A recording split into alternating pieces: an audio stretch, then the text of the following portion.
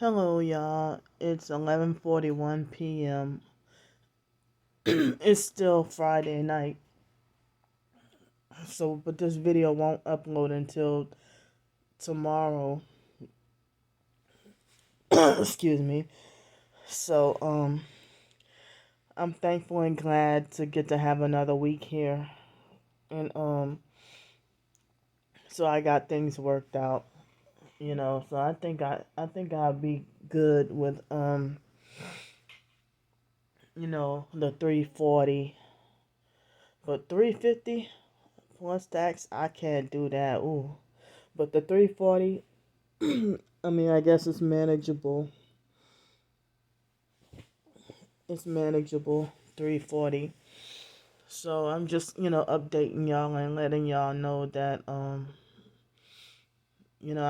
I can stay here, you know. So tonight I had some leftover, yeah, I bought, remember Wednesday, I bought 4 plates of food, and I meant to have the chicken, but I ended up, it so happened to be the plate with the pork. So since it was already, in the refrigerator, I didn't want to get the food from the freezer. So I just got it from the refrigerator and got the one with the pork, mashed potatoes, and green beans. And then, of course, in the microwave, the bread was too hard and some of the pork was too hard, so I couldn't eat it all. And also, I had some pomegranate seeds, also, and then I took a cap full of bentonite clay, and I drank, a lot of water, and also I brushed my teeth with some salt water and let's see, salt water and what am I missing? I mean, salt and the sea salt, the pink Himalayan salt, and baking soda mixed with water. But I probably didn't need to do that because I'm like, dang, I could have just brushed my teeth simply with the bentonite clay and didn't have to worry about the baking soda and the sea salt.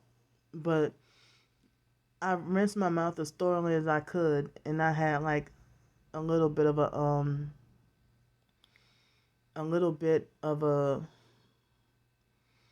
baking soda aftertaste in my mouth. But I'm like, oh, I hope I didn't overdo it. Or I hope my body's not too alkaline. Or I hope I'll be fine. I think I'll be fine. But I know the sea salt. I'm not sure what the pH is of the pink Himalayan salt, but definitely baking soda is alkaline, and I think bentonite clay is alkaline also.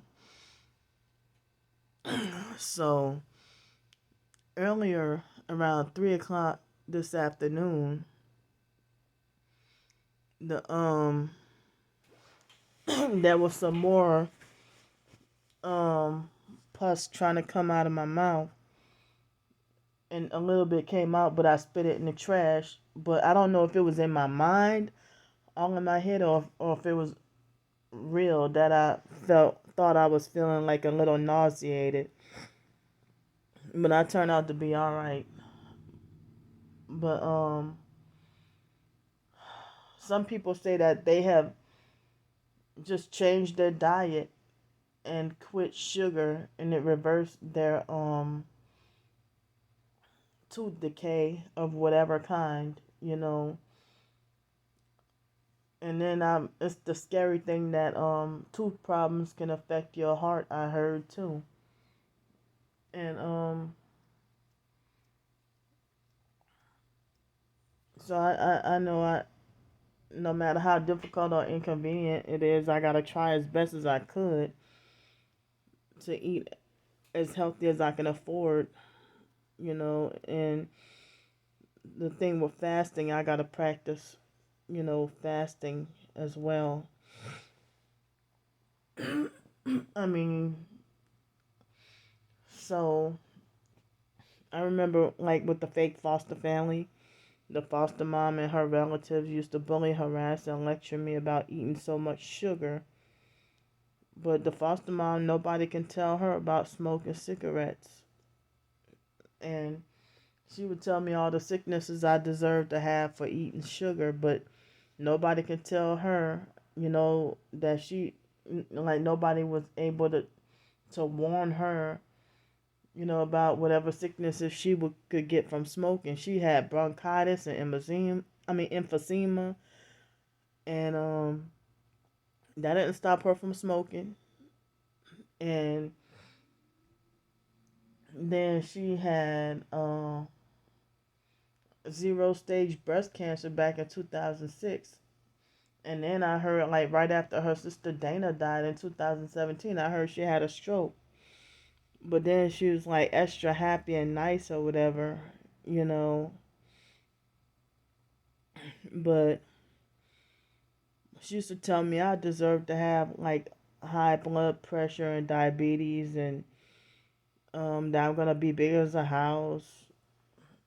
And, she would tell me this long list of diseases I deserve to have for eating sugar. But then remember I told y'all her own husband he was the one who got us hooked on sugar and would put sugar in everything. Like put a whole bunch of sugar in cornbread, make it sweet like cake, like a gritty kind of cake. And he would put a lot of sugar in spaghetti and meatballs, and he used to put rum. Like he would put like not meatballs. He used to make spaghetti and meat sauce with sausage, and um he would put rum in it and a whole bunch of sugar. And he used to make like for Thanksgiving he used to make cornbread stuffing and made it like real sweet. And I can't think of the other stuff.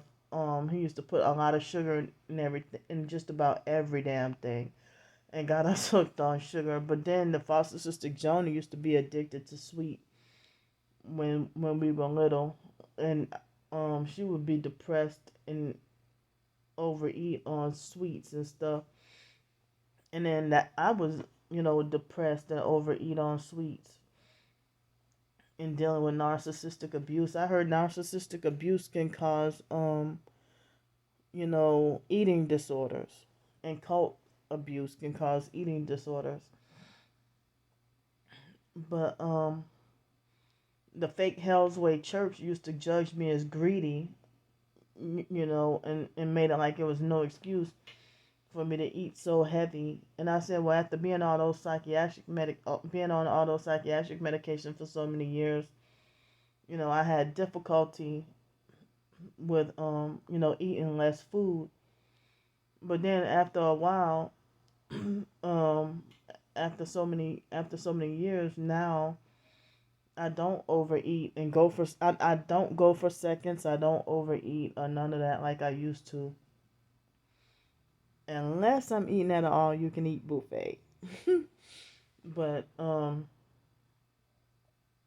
yeah, but usually I stick to one plate of food, but or like Waffle House. Well, if you get the All Star, I guess with the waffle, the what do you call that? The grits, eggs, sausage, and toast or whatever. That's like three different plates, but 5 items. But I told myself that I need to break away from Waffle House as well because I don't know why I was addicted to their biscuits for some reason. But um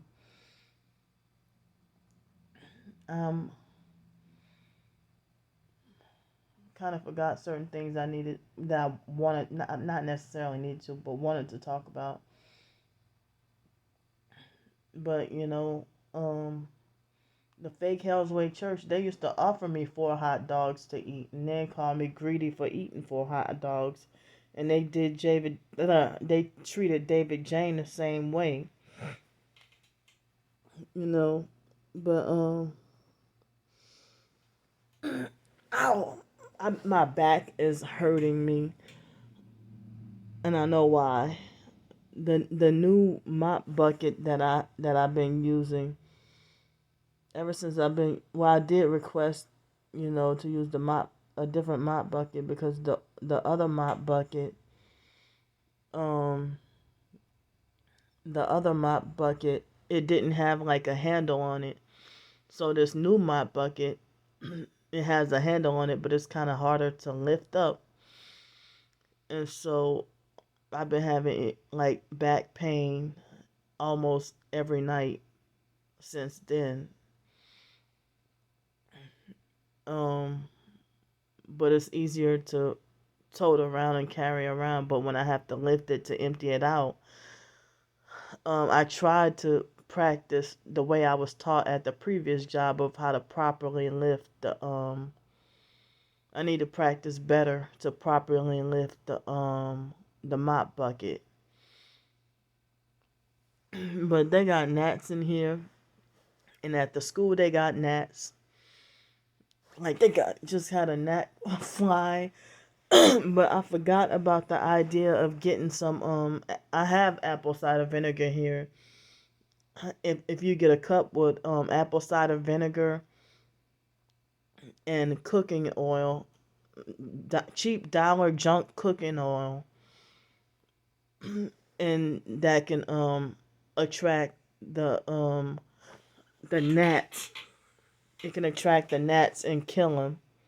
I forgot about that. So I already have the apple cider vinegar. So the cooking oil, I'm gonna get me some cooking oil, fake junk cooking oil, not to eat with it, but I'm gonna just use it for the apple cider. I mean for these gnats. I forgot about that. So I just thought about it tonight. So um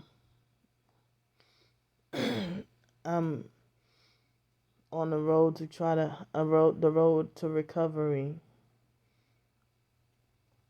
So you know the fake foster family used to be like, keep eating all that sugar, you hear? Keep eating all that sugar. But then psychiatric medications used to make you crave sugar.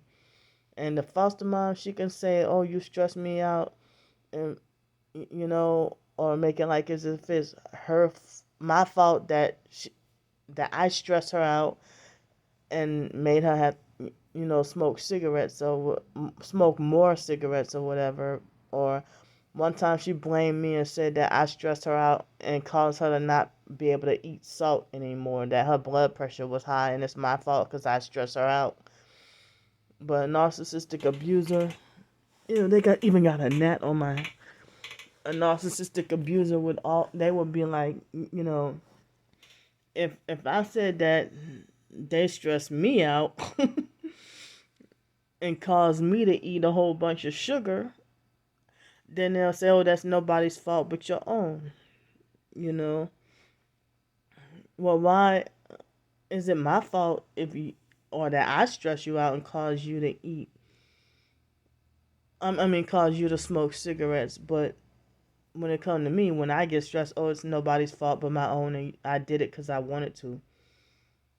See that logic? But y'all say I don't make sense. So let me go for now, and I'll see y'all tomorrow. Well, y'all ain't gonna see this till tomorrow.